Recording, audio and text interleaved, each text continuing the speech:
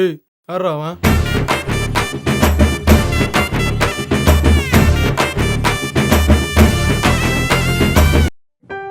உனக்கும் அவனுக்கும் ஒரே வித்தியாசம்தான்.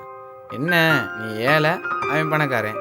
ஏய் சிவா, என்னை ஏமாட்டலாடா, துரோகம் பண்ணிட்டாடா, மனசு வலிக்குதுடா.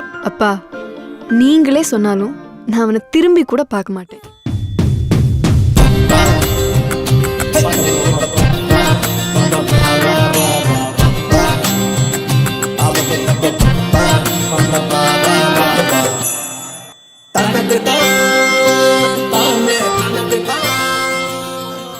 களத்துல சந்திப்போனே. நம்பி வாங்க, சந்தோஷமா போங்க.